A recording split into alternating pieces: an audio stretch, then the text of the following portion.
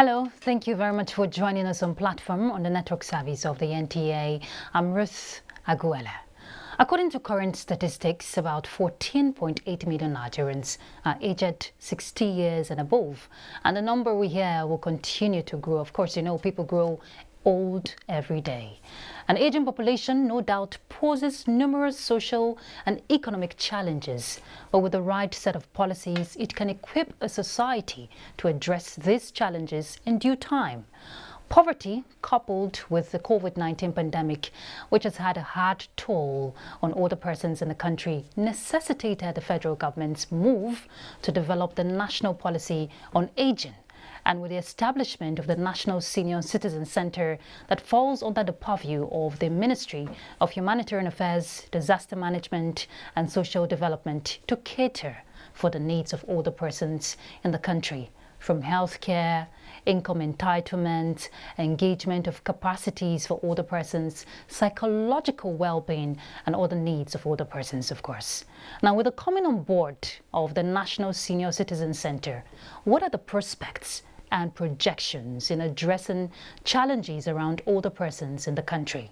How will the rights of older persons be protected from abuse and discrimination? How will the national policy on aging be effectively implemented? Will there be hope at the end of the tunnel for older persons, you ask? Well, I'm sure my guest has answers to some of these questions and more.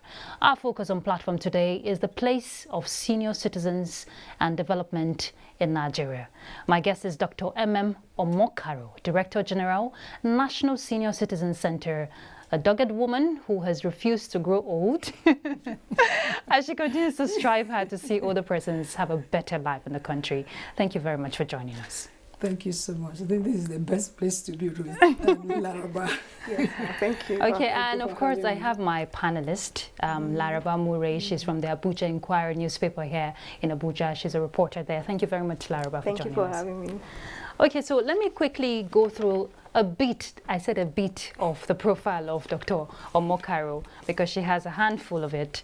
Dr. Omokaro is the Executive Director, Dave Omokaro Foundation, an organization in special consultative status on aging with ECOSOC, United Nations, and a global training partner of the International Institute on Aging, United Nations, Malta.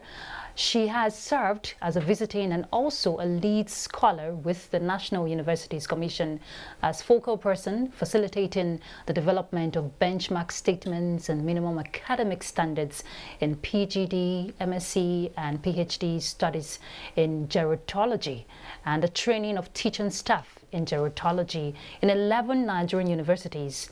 Dr. Omokaro has served in the team of African experts for the review and revision of the African Union Policy Framework on Aging and Plan of Action in 2002.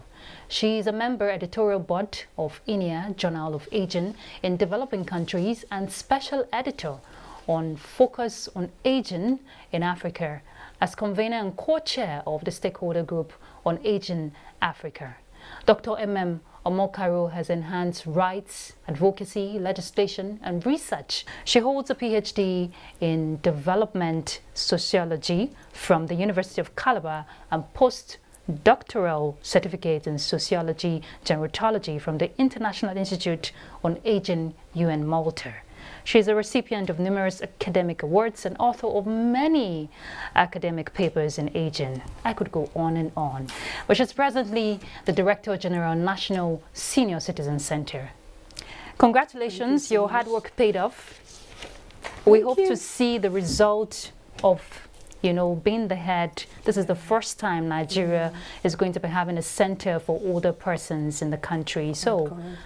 Well done, and the federal government, we must commend them for that initiative. Yes. Thank you so much.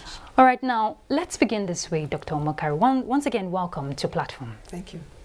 In your words, you said it has been extremely difficult to be old in Nigeria. Yeah.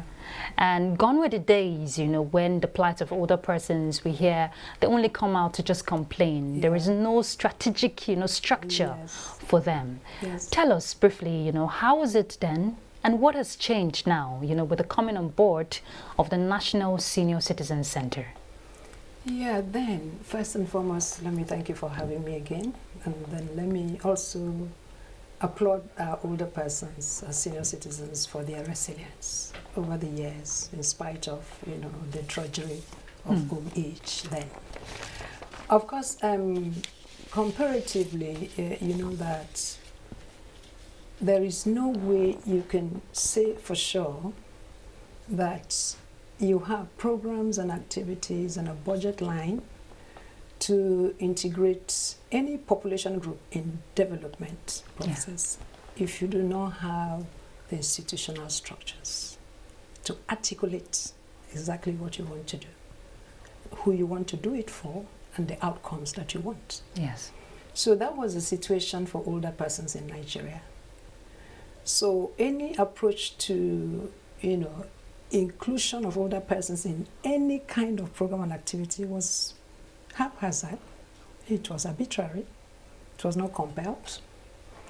Why? Because there was no policy in place which would, direct the action and direct the interventions and really spell out the coordinating actors and spell out the outcomes, the monitoring, and the framework, evaluation framework. And then there was also no coordinating institution. As you know, aging is very expansive, very comprehensive, and it has many intersecting issues, which means that so many ministries have aspects of aging, what would pertain to older persons.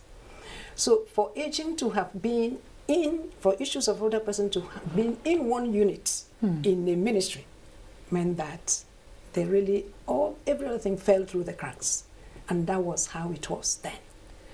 So the difference now is that there is a national policy in place, which means there are directives, which means it really has been, the vision is clear, which means the framework is clear, and then the objective is clear, and the interventions are there spelled out. And when you now operationalize that through an implementation plan, then it means you already have seen the outcome. And so you will now be able to now integrate all the different aspects of aging, with their diverse aspects of aging. As you know, it's a diverse population. So you would have been able to think through all the needs assessment to meet the needs of the diverse population, whether they are in the urban center, in the rural, in the remote areas, whether they are male or female, whether they are poor or rich. So where you didn't have that, it means that nothing could have been done. And then now we also have a central body set up by a legislation which speaks to the sustainability, the legality of this establishment. And then the central body now has a directive, a mandate by law to identify now the needs and to cater for the needs, which means this focal body now can now work very strategically with the diverse agencies, the ministries, to now draw out what pertains to older persons. So we can comfortably say, as the Minister of Humanitarian Affairs, Hajia Sadiya Umar Farouk rightly said, that before now, it used to be, arbitrary. But now, there is a body that is set to look at it comprehensively and sustainably. So that's the difference. So then it was older persons falling to families who could care. Yes. And where there were no families who could care. I like the word "who could care." Yes, of course. Yes, because not every older person enjoys such privilege. Exactly. So when you say family cares, family should care does not mean family can care. That's exactly. Yeah. So that was the window of poverty there. So you had older persons becoming destitute, had older persons who could, of course, they were paying out of pocket. And then, of course, this is the age where, multi-morbidities, chronic situations, come in. You have older persons who could hardly eat. You had older persons who were abused, stoned, because of cognitive impairment, abuse of being witches. All manners of things happened to older persons. So there was no focal point of government really looking at this population category. There was none. So now, this is what we have. So now so how do we run with this? That's the question I'm asking now. How do we run? You know, going forward, we have a center now. Yeah. What will be the mandates? There's a national policy on aging. So what does it entail? What is the drive, the focus? The Senior Citizen Center Act has, a preamble, which is a policy, sort of, like, this is what should be. And that just clearly states, identify the needs and cater for the needs. And then it goes down to list the areas that the Senior Citizen Center should look at. It talks about trainings, which means it's looking at aging as not the end of life. Senior citizens, they have a lot to give. Yes. They are resourceful if you build their capacity. Yes. So the first thing there says, identify the needs for trainings, development of their capacity. And then it goes on to say, talks about education, opportunities, lifelong learning opportunities. Then it goes on to talk about developing income programs, enterprise, work schemes for older persons, for senior citizens to, grow their income or supplement their income. And then it looks now at their psychological well-being. It said develop programs in sports, recreation, counseling, and all that. And then it goes on to talk about, research, which means it says research into these things, the needs assessment, the data. It talks about data. Develop a data system, because without data, you can do nothing. And then, of course, it recognizes the need to coordinate the zonal and the state. Yes. And to encourage the states to domesticate the National Senior Citizen Center Act, should they desire to do that. And then also to build national centers. While also it directs that the National Senior Citizen Center should build senior centers. A safe place, geographical place where older persons can congregate and enjoy themselves. Intellectually, emotionally, a one-stop place where you can go and feel good. So this is just telling us that growing old age is not the end. Old age is just the beginning. They are latent transformative assets that we have. So in other words, live your life to the fullest. That your later life should not be punishment. It should be celebratory. It should be celebrated. So this is what we have going by the Senior Citizen Center Act. And then when you put it side by side with the policy, the national policy on aging, we are saying one and the same thing. So the national policy, the thrust is to uphold the rights of older persons, to live a dignified life, a healthy life, a happy life, a secure life. And how are they going to do that? First, you have to reorient, and the National Senior Citizen Center Act says that. Reorient Nigerian citizenry, positively to change their perception of aging. And it's not only in Nigeria, the world over. Ageism is rife. Those stereotypes, prejudices, and discrimination of people on the basis of age, in this case, old age. So because you're old, you're ugly. Because you're old, you're spent. You have nothing to contribute. Because you're old, you're retired. In fact, go to the village and die. Those kinds of things. That especially institutional ageism, which for a long time, that's what was happening in Nigeria. Because institutional ageism means that they were excluded from policy, excluded from budget, excluded from anything that other population group were enjoying. During the dialogue that the center organized, in an interview, you mentioned having a 5-year plan. Yeah. Now, and then working with MDGs. How are you planning to go about that? And then I'm just going to put 2 questions. Now, with the dialogue yesterday, you actually heard from the older persons. Yes. Now, I would like to know how the outcome was and also the 5-year plan. Okay. Thank you very much. You know that the National Senior Citizen Center is the first of its kind. I would even dare to say in sub-Saharan Africa, because every other, because of the connections we have, sub-Saharan Africa is the satellite center. Every other country, when people in aging are looking at Nigeria now. Let's see where this goes, pilot this. Is first of its kind. So which means that we are not inheriting any implementation plan. There's nothing we're inheriting. This is pioneering from scratch. So what that means is that stakeholders, we have to sit down and articulate, have the clarity of the objectives. Yes, it has been spelled out, but we must look at the implications.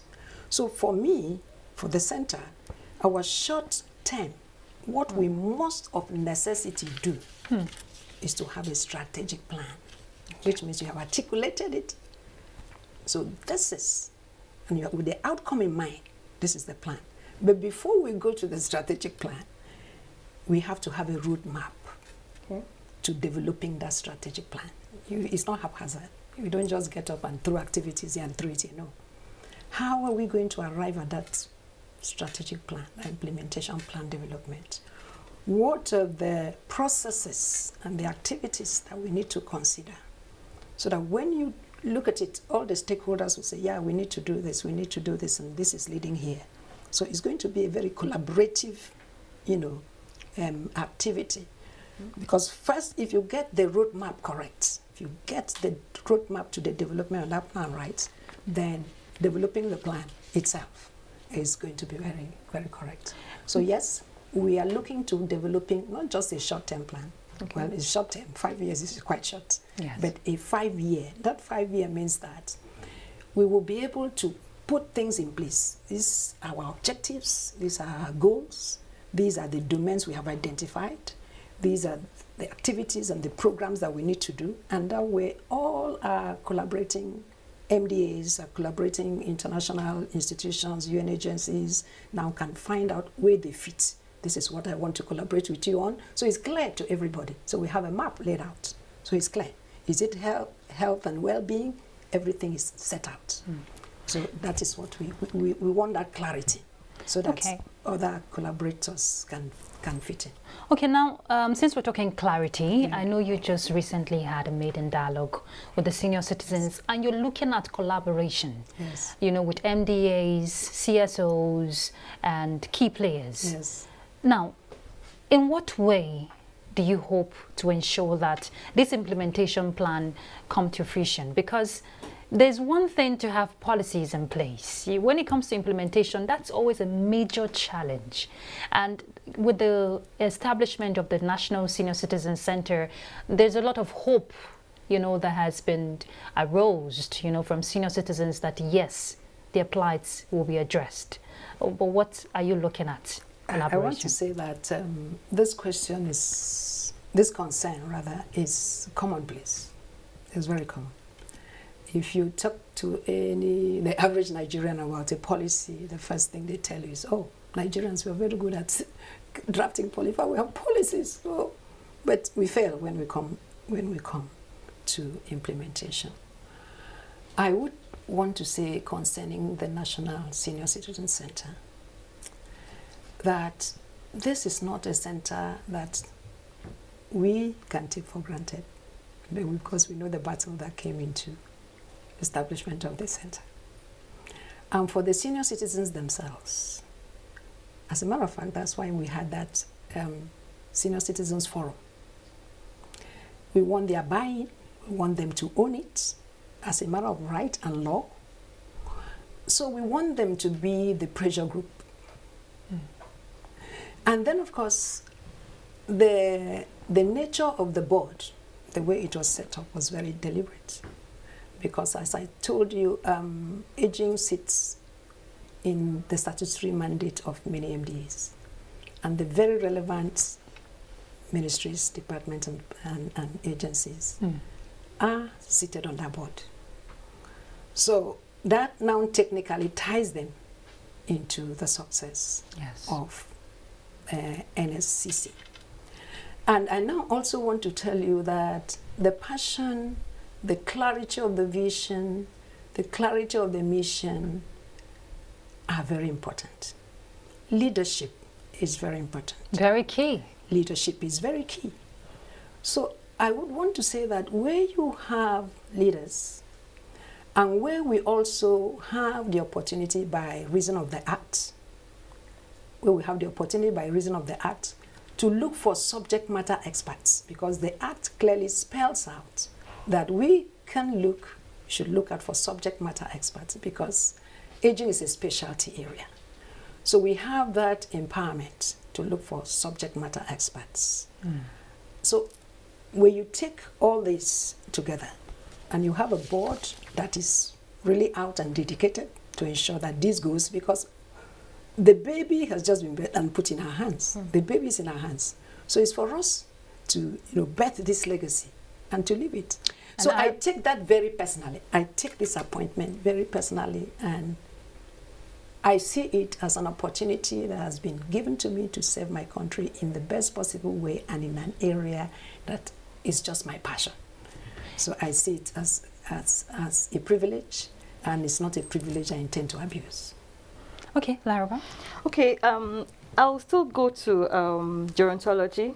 Yeah. Gerontology is very, very broad, politically. How Nigerians seem still not to understand that aspect.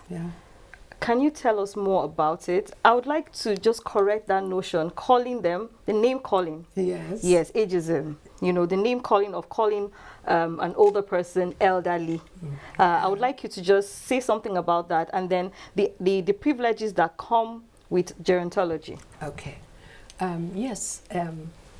As a matter of fact, now I think that name gerontology is getting to settle in Nigeria, because of course we now have a Gerontology Association of Nigeria, which you belong. Gerontology is a study of aging and old age, and the different aspects of population aging and the implication to development, social development, economic. In other words, how does an aging population, or a population that is already aged, there are two. There's an aging population, there's a population that is already aged. Yes. So what are the implications to policy development, to economics? What pressure do they bring on income generation, on the working population?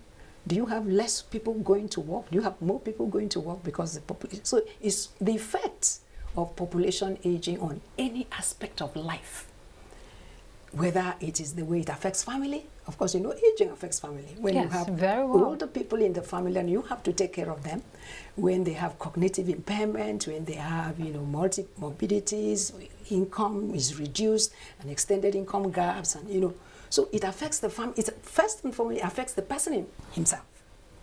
That's where the ageism, the interpersonal ageism comes in. What is the psychological effect of this aging? How does society look at you as an older person?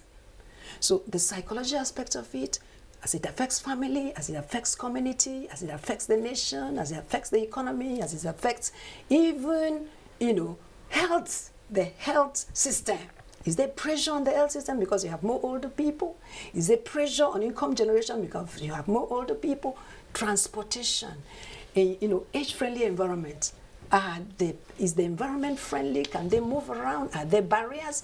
So when you have a population that is aging, then any government that doesn't have the foresight to look at the health system and to look at income security, pensions, it affects pensions payouts, to look at the resources that the older population would need beforehand, then you find a situation where everything just falls apart. So gerontology is that science that studies that. So for any country, whether it's a country with a young population like Nigeria, because aging is a progression. So when you say Nigeria now, we are 200 million. And then you look at the age 50 plus and give 10 years. The people that are 50 today, they are going to be 60. Yes. The people that are 60 today, they are moving to 70. And then you envision in another 30 years, where so many people that are 30 today, and you know that about 60% of our population is under 35. Some are 30, 35. So give them another 30 years. So when this bulge of the youth population now grow old, now just close your eyes and imagine the aging population in Nigeria. But Nigeria is going to be a young population for a long time. But at the same time, the absolute numbers, because if you take it in percentage, you can say, oh, old people, older persons, they're only 6%, 5%, when you're talking about 200 million. But when you translate that into the absolute numbers, you see that we are growing. You just read that the current statistics is 14.9 million. 14.9 million, that is the highest population of older persons in Africa. It's the highest. If you put it together, it's more than the population in most countries in Africa. Dr. Omakaro, you know, from what you're that's saying, it's more like an eye-opener. Yes. A lot of us, like Laraba, we pray to grow old and age gracefully, Yes. just like you. Yes. But, you know, when you go to rural communities Yes. and you see Yes. what older persons go through, Yes. sometimes you may want to weep for them. I know that now the center is on board. You have your plans, some of your domains you've already started mentioning. What about the rural communities? What is their hope? Not too many centers we have in Nigeria that cater for older persons. We don't have much, especially only you find few in urban centers. Yes. What would be the hope of those in the rural communities? If you were at the maiden dialogue, the senior citizens maiden dialogue, you see that invitation, the categories of older persons that were invited, it was a very deliberate list. And that was to speak to the diversity of the older persons population. We had persons who came from the rural areas, speaking their native language there. We have older persons, you know, representing the informal sector. We have older persons from the traditional institutions in the community, rural areas. Of course, we had older persons from the diplomatic community. We had older persons from the armed forces. Yes. We had older persons from, you know, that are pensioners who had worked in the public sector. You know, they suffer most of the brunt, the pensioners. Yes. So you asked about the rural. We are very aware. And I would say that before this appointment, I was in the civil society space. So we had, you know, produced with partnership with WHO a documentary on aging in Nigeria. And that documentary on aging, which I used to use, the institution still uses it to teach, you know, took us through the rural areas in Nigeria. And nobody watches that documentary and has a dry eye, because that really gives you a manifestation of the level of poverty and neglect that our rural, you know, the rural residents that are older face. And that is what is in my head. That documentary is in my head. I see that documentary every time I talk about older persons. Yes, there is leave no one behind. So the programs and activities will spread, but our focus is going to be how to have access and reach older persons in the rural area. That is why when I was talking about, you know, constructive, very deliberate, structured collaborations with some MDAs, we know those MDAs that will work with us, that have already nationwide structures and that reach deep down to the rural areas. You know, agencies like the National Orientation Agency, agencies like the National Human Rights Commission, agencies like the Legal Aid Council of Nigeria, even the pension, the Nigerian Union of Pensions, they are offering us their structures. So we will work with, we will collaborate with major stakeholders any way we can get hold of a structure. And then, of course, don't forget that in that act, we are to collaborate and coordinate state and local. So we are planning, we are going to have, you know, a dialogue with the Governors Forum. I was going to ask that. Dialogue with the, you know, with ALGON, the Association of Local Governments of Nigeria. We are going to talk with anybody that we would talk to so that we can structure what will give us access. Because the primary healthcare, as you see it now, thank God for what the primary healthcare agency is doing, especially when it comes to immunization of, you know, children, you know, there are maternal and child programs. But we will work, we're looking to work with the National Primary Healthcare, you know, on geriatric assessments and geriatric treatments, and how we can also provide support services from as NSCC, so that we can tunnel help, home help to our older people. How we can also partner with them in also training the communal care workers who already right now are all, really, tilted and biased to maternal and child. How we can also have a section, or is it to recruit new people? I don't know, but we will talk when we are, we're having that technical meeting. How we can have people who are trained in geriatric care, who can tunnel healthcare down to older people. There are families that are distressed. Yes. There are persons that have, cognitive impairment, dementia, the increasing incidence of dementia, and older persons are being stoned and called witches because they have cognitive impairment. So we are looking at so many things, how we can work with, in the case of elder abuse preventive education, elder abuse desk, working together with National Human Rights Commission and Legal Aid Council to have legal representation, to have, the report and rescue desk, to have call centers. So all these are areas that we're looking at in terms of income generation programs. Because I was going to ask you, there's a whole lot in place. So funding be a challenge? So first and foremost, I believe that it is very easy to get funding, even within this country. We have older persons that are elite and are very wealthy. Yes. Although they are 1% or 0.0005%. I have always believed, coming from the NGO space, that if you can lay out your strategic objectives, and if you can lay out your strategic plan and make it very clear and the outcomes that you want to see, then you can have a technical, serious, collaborative discussion on areas of commonality. Yes. That will benefit partners that are coming in. Okay, Ma, while you were talking, you mentioned implementation. Yeah.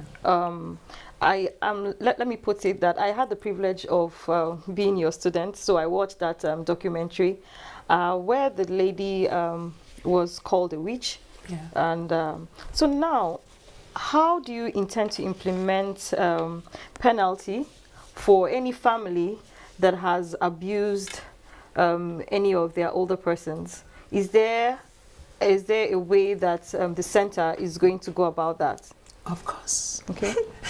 Of course, there's a way the center is going to go about that. Already we have a law that prohibits violence against persons. We have would there be a phone line to reach? Okay. Let's talk about the law first. Okay. Because you asked me about remedy and redress. Yes. How you can get access to justice for such people. That's why I told you that we are going to collaborate with National Human Rights Commission and collaborate with Legal Aid Council to address the issue of access to justice and to see how we can work together to have desk on aging, really collaborate with all these very relevant commissions and agencies. And then how we can reorient and educate and prevent. And then like you asked, then how we can now use the law to criminalize. Of course, the law will criminalize. And one thing that the National Senior Citizen Center would do, one of the privileges, is that it will support any older person. And in fact, we want to bring a human angle to the older person's story. We don't have a mandate on pensions, to pay our pensions, or we have Pension Commission, you have Peter is doing fantastic work at the federal level. But most of the, the inequities that we see are in the states. We don't have a mandate to do pensions, but we have a mandate to cater for the needs of senior citizens. And one of the needs is well-being, is income security. So where that is breached, then we have a need to tell their story, to persuade, and to find commonality, collaboration with PITAD, PENCOM, to see what can we innovate, what more can we do. But access may be a challenge from what she's asking. Now, if she knows someone who is being abused Yes. in a home, Yes. but that person doesn't have access. She can only know, I mean, she can only help that person because she's privileged to know that person suffering from that abuse in that home. What about the older persons who suffer some of this abuse and they don't have access to help? That is what I'm telling you now, that we are going to work with the local government. I really see how we can innovate and collaborate first to work with structures that are already in place and to build our own structures. Now, when we use, I told you we're going to use the National Orientation Agency with different languages down to the grassroots, where this is going to go in all the languages that it needs to go, where we'll create awareness about the call center and the call lines. Yeah. Where we create awareness, that is why also we're going to collaborate with the primary healthcare agency. You see, I cannot tell you these things in details because it's not for one person to tell you in details. I talked about our strategic plan. We have a roadmap and we have a strategic plan, which is now going to spell these things in programs and activities and the outcomes that we need. But I can only share the picture that I have because I'm coming from a space that I'm coming from, that I had been working in this field. So all those gaps that we saw that you're talking about, the older person cannot reach, he cannot call. And most of these abuses happen in the family. And sometimes even family members don't want to report because they're afraid of reprisal. We know these things. Yes. So everything goes underreported. So that is why we're saying that we're going to use every structure that we have. We're going to use every network. Older persons have networks. I did speak about the resilience of older persons. I presented a paper on celebrating older persons' resilience in Africa. So in spite of the fact that they've been neglected all these years, have we ever asked, how come they've survived? How come they've survived? So there are networks. And we saw this when there was a pandemic, when palliative needed to be distributed. You have the market association. You have older persons who belong there. You have faith organizations. You have older persons who belong there. Yeah. You have, traditional institutions. You have older persons who belong there. So we are going to really exploit all these networks, working with local government, working with states, working with NGOs in the field of aging, NGOs in the field of gender, NGOs in the field of health, NGOs in the field of, human rights. So it's going to be a whole network of support, because aging is everybody's future. And that's what we want to promote. When you know that aging is your future, you know that the National Senior Citizen Center is saving your future. So what support are you bringing? So care of older persons is everybody's concern, because either you're giving care or you're going to be old and you're going to need care. So this is the time to see ourselves as part of this network of support. Youth support for older persons. Whether you're in entertainment, Nollywood for older persons. There are Nollywood older persons there. Yes. So how we mobilize, town planners, support for older persons. Anywhere you are, you must identify that aging is your future. So we are going to really, in that strategic plan, make it very clear and very attractive how the private sector can come in and also do business, in this senior citizens population space. I want to quickly interject from what you're just saying. I know that there is the Older Person Safety Net program, Yes. By the federal government to ensure an age-inclusive society. Now, I'm very sure you must have had an interface with some of these older persons who are beneficiaries of some of these national social investment programs by the federal government. What kind of impact, is it having in their lives? And will you expand on that? Of course. Okay. What I want to say first, let me just use this opportunity to really thank the federal government. This administration, I have to say it anywhere I stand, on any platform. I have, because I've been in this field for years. We saw your hard work. Yes.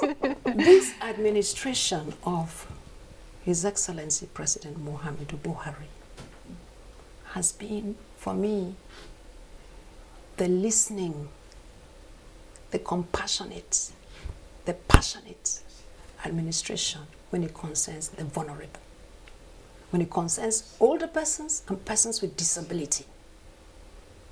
Those I know, and I can say it anyway. Look at our policy, look at what we are talking now. I tell you that when I had the opportunity to look at, capital projects, because we just inaugurated, and of course, the midterm national, the plan is going on. And they say, oh, you have to plug in here because it's 2021 to 2025. When we were able to complete that exercise, I got home and I wept. I tell you, I sat on my bed and I wept. Why did I cry? I said, so, finally, we are not going to be running around cap in hand to beg for tokens for older persons. So it's no longer going to be welfare. Oh, buy wrapper, 10, buy something, slippers, and go and give to older persons. So we are talking for senior citizens, capital projects. What? In Nigeria? So yes, this administration has done senior citizens well. For the first time, I saw Nigerian Union of Pensioners commending an administration. You saw them. It was so celebratory at that forum. And now, so it's for us to dream this dream and now materialize it. So it's going to happen. And all of us will work together to ensure that this happens. So that whether it is health and well-being, we strategize and we ensure. And I want to tell you that the world, when it comes to aging, the global network on aging, as far as I'm concerned, because that is my world, they are watching Nigeria. And they are applauding Nigeria, that we have put the structures in place, and they are watching to see where they can even, give us technical support. So it will happen. I know you've already called for support from the Nollywood, the architects, but I still would like to know, is there a message from the center to the older persons? The message for older persons, as a matter of fact, there is a mantra that was developed by persons with disability, which every other group has adopted.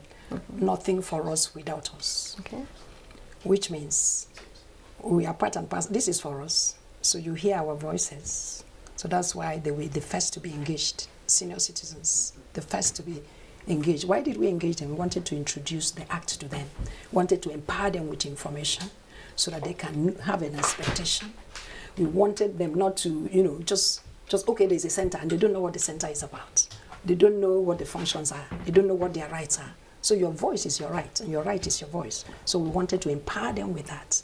Having empowered them with that, and then introducing the vision, as much as we have been able to do it without the strategic plan, and we say work in progress when we have the plan, we expand, now gives them a sense of how expansive and how diverse this is going to go. And they are part in it, because everybody belongs to a state. Yes.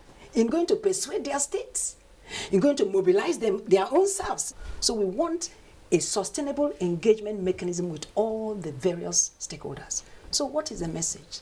The message is that on our part, the National Senior Citizen Center, this is our commitment, that we are going to drive the national agenda. And what is that national agenda? Is to address economic, social, psychological deprivation. Had been there for so many years. So we are going to drive it and address it to ensure that it's an inclusive society and that older persons' rights to a dignified life, healthy life, happy life, secured life is guaranteed. And their capacities are enhanced and they can continue to participate in what they value. And Capacity. should they now need care, because functional capacity do decline. Now, capacity enhancement you just mentioned, some of them may be too fragile. You came to where I was just talking about. Some of them may be too fragile Exactly. to carry on with some of the skills or initiatives you want to come up with. So Yes. what other alternative will you So provide? that is what I just said. That vision that we have so far been able to capture, waiting a strategic plan to work on it and really make it succinct, says talks about capacity to continue to engage in what they value and where they need quality care, it is available for them. So that now is inclusive. There are some that are fragile. There are some at some point will need long-term care. So the center, as a matter of fact, is a whole department for us. Care quality. How we bring certification and an inspectorate department to ensure that every kind of domiciliary care facility that will ever be set up after a while now, the managers and the workers would have been trained and retrained by a national standard curriculum, which we are going to work very closely with Federal Ministry of Health. Of course, you know they have the core mandate on health. Yes. So we are going to work very closely with the Federal Ministry of Health, and then, of course, with the professional associations. Those are the subject matter experts, to ensure that we develop a national curriculum on care, because we are not going to compromise on quality. So where they are fragile and they need care, even where they need health promotions, they need to know what to do to stay healthy. Our primary healthcare center is going to save our senior citizens. You know, we're rounding off this conversation. I'm just imagining the joy, the hope in the minds of a lot of senior citizens across the country at this moment. But for you personally, looking ahead from now, what would you want to see? Because a few years back, you didn't envisage this will happen. So what is your projection, going forward? Looking ahead, I just want to see where older persons now have senior centers everywhere in the country. Because we're building senior centers. That facility is a safe place where they can go recreate. And of course, you know that senior centers is not going to be standard for every kind of place. Yes. Some will be agency-oriented model, where it's going to have support services, really support services. Some of it where is going to be in the urban centers, where you have those ones can be totally recreational, So needs assessment will determine what kinds of centers. But how be it, I want a situation where care is accessible to older people, whether it's primary care, whether it's long-term care, and that care is quality. Where older persons can say, okay, if you abuse me, I know what to do. Where they're empowered with information and with call lines. Where people now will be scared to abuse an older person, knowing that there are structures on ground. Where older persons would have regained their voices and they are very happy. Yesterday, they gave themselves a name. I mean, it was so celebratory. They have a title now, Senior Citizens of Nigeria, SCN. So I'm a senior citizen, I add my title, SCN. So Dr. Mokaro, SCN, Senior Citizens of Nigeria. You want to ask a final question, we're rounding up. So joyful older persons, dignified, that's what I want to see. Yeah. Okay, go ahead. Talking about inclusivity, empowerment, healthcare of older persons, and then you also mentioned the care given to them. How is the capacity building? Exactly. Yes. How do you intend to build them, even though we talked about how fragile they can be, but what specifically do you intend to empower them in? I think that is the realm for the strategic plan. Okay. I want to leave it there because I can't tell you that. But you may want to answer that briefly. Yes, I want to answer that briefly. Okay. If you notice in our communities, you see that, in fact, research has shown that 70% of older persons aged 60 to 64 years, 70% of them are engaged. So when they say they are retired, they are engaged. Most are in the informal sector.